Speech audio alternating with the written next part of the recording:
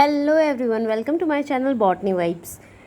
आज की वीडियो में हम लोग देखेंगे 6 मंथ स्ट्रैटेजी क्या है। जो फर्स्ट टाइम प्रिपेयर कर रहे हैं उनके लिए 6 महीने की क्या स्ट्रैटेजी होनी चाहिए अगर हम लोग next CSIR net life science को टारगेट कर रहे हैं।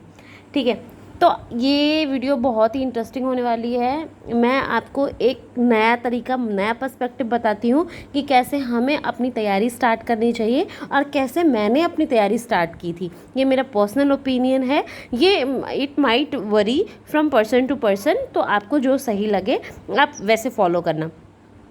पहली चीज़ मैं ये बोलूँगी, सबसे पहले आप सिलेबस की एक प्रिंट आउट ले लीजिए। क्या ले लीजिए? प्रिंट आउट, है ना। सिलेबस का प्रिंट आउट ले लिया अपने सामने हार्ड कॉपी की फॉर्म में।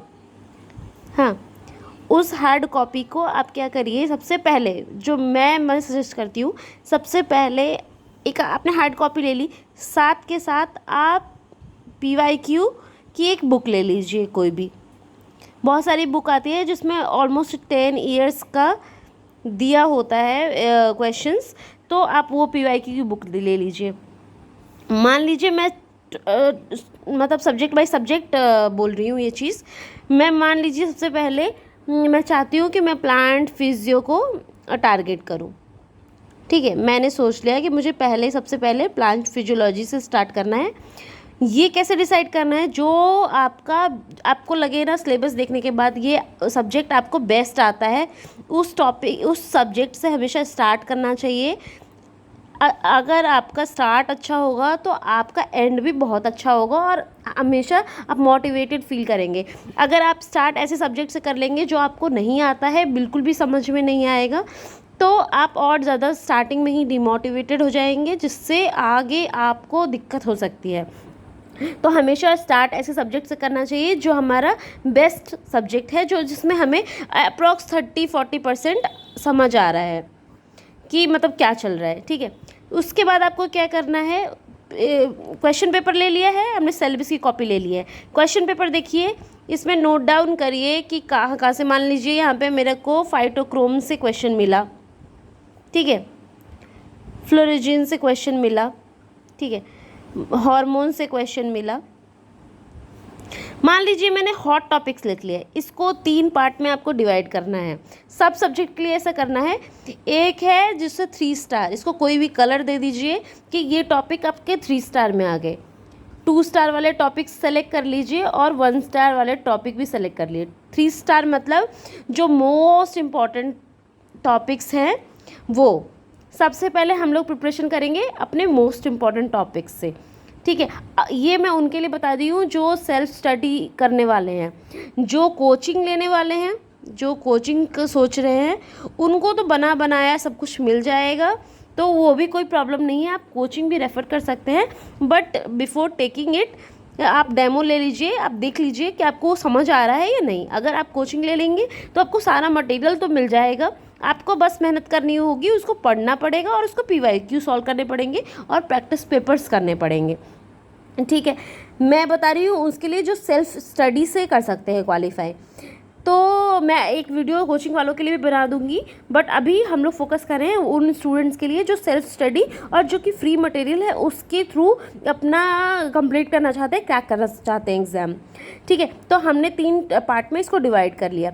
सबसे पहले हमें ये वाले टॉपिक्स जो कि हॉट टॉपिक्स है, मोस्ट इंपॉर्टेंट टॉपिक्स है, उनको कवर करना है। लोग बोलते हैं कि पहले आप टॉपिक पढ़िए फिर PYQ पे जाइए। मेरा तरीका थोड़ा डिफरेंट है, जो मैंने फॉलो किया मैं बताती हूँ। पहले आप क्या कीजिए, PYQ देखिए। ठीक है, हार्मोन से मान लीजिए क्वेश्चन है, आपने वो क्वेश्चन पढ़ा, सारे क्वेश्चन को पढ़िए, एक बार ओवरव्यू दीजिए, एक बार पढ़ लीजिए अच्छे से। टॉपिक पे जाइए, जब आप वो टॉपिक अब पढ़ेंगे ना तो आंखें उस क्वेश्चन का आंसर ढूंढेंगी।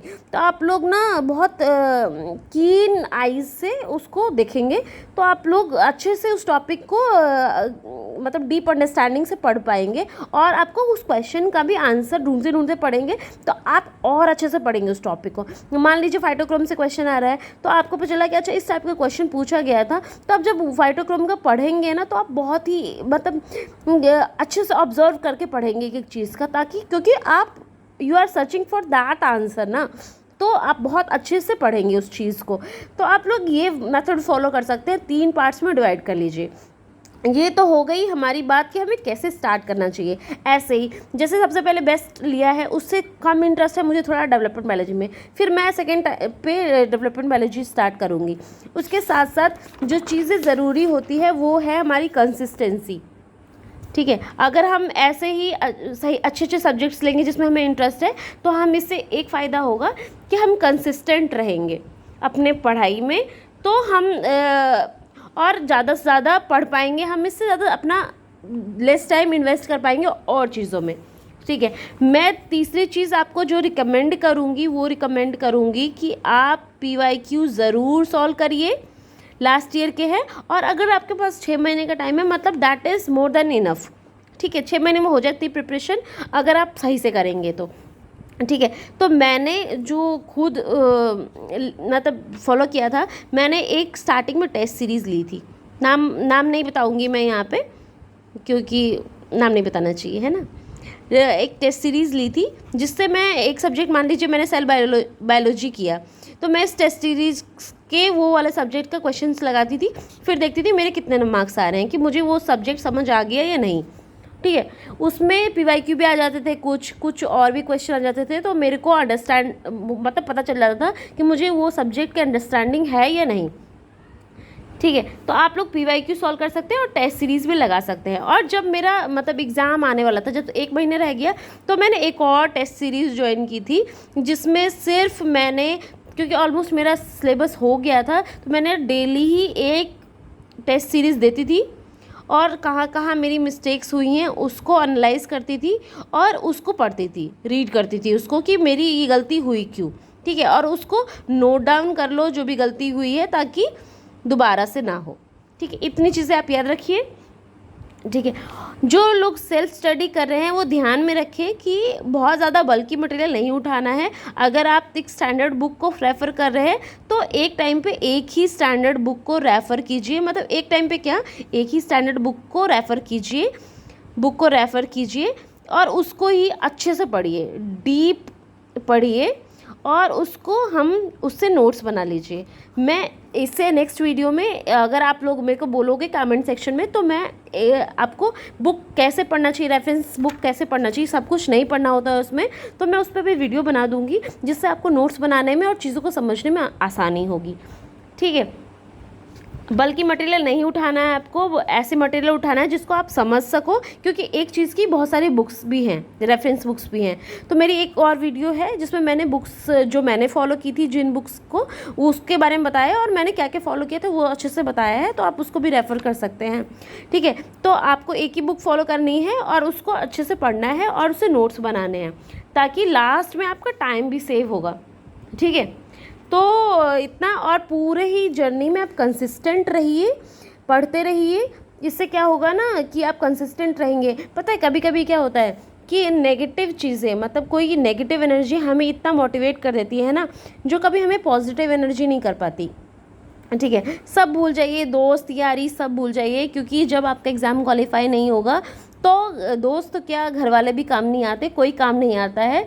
तो अपने पे विश्वास रखिए, कर सकते हैं, सेल्फ स्टडी से भी कर सकते हैं। अगर आप अफोर्ड नहीं कर सकते, अगर आप अफोर्ड कर सकते हैं कोचिंग, तो बेशक आप कोचिंग ले लीजिए, कोई दिक्कत नहीं है, क्योंकि हमारा अल्टीमेट गोल है जो एग्ज़ाम को क्वालिफाई करना है। ये कोचिंग लिया है नहीं लिया है कोई नहीं पूछता है लास्ट में, तो वो आप अपने अकॉर्डिंग देख लीजिए, सबका अपना पर्सनल चॉइस होता है। मेरे केस में ऐसा था कि ऐसा नहीं है मैं कोचिंग अफोर्ड नहीं कर सकती थी, बट मुझे लगा जब मैंने प्रिपरेशन स्टार्ट करी, तो मैंने सोचा कि मैं खुद से स्टार्ट करके देखती हूँ एक बार।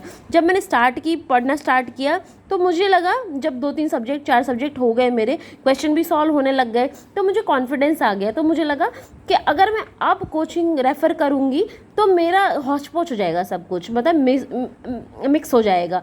मैंने खुद से नोट्स बना लिए हैं, मुझे खुद का समझ में भी आ रहा है, सब पढ़ ले रही हूँ, सब हो जा रहा है। तो मैं किसी और कोचिंग के लिए किसी और चीज़ के लिए नहीं जाना चाह रही थी। तो सिर्फ मैंने टेस्ट सीरीज़ रेफ़र करी, टेस्ट सीरीज़ से हेल्प ली, जिससे मुझे बहुत ज़्यादा हेल्प मिली। इससे मुझे एनालाइज़ भी हुआ कि मैं किस पोजीशन में हूँ, मुझे कितना समझ आ रहा है और मेरे कितने मार्क्स आ पा रहे हैं, और कैसे एग्ज़ाम को में फ़ील होता है, कैसे क्वेश्चन को सॉल्व करना चाहिए, वो सब चीज़ें समझ आ जाती हैं टेस्ट सीरीज़ से।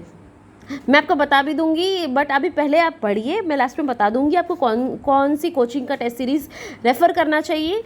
प्रमोशनल नहीं है, मैं प्रमोशन नहीं कर रही हूँ, बट मैंने फॉलो किया था, मुझे अच्छा लगा, तो मैं आपको भी रिकमेंड कर सकती हूँ। बट अगर पहले आप अपनी पढ़ाई स्टार्ट करिए, कोई भी क्वेश्चन हो, कोई भी क्वेरी हो, तो आप लोग कमेंट कर सकते हैं मेरे को, और मेरे टेलीग्राम चैनल को भी ज्वाइन कर सकते हैं, वहाँ पे अपनी क्वेरी पूछ सकते हैं। Thank you so much guys, keep studying, stay motivated.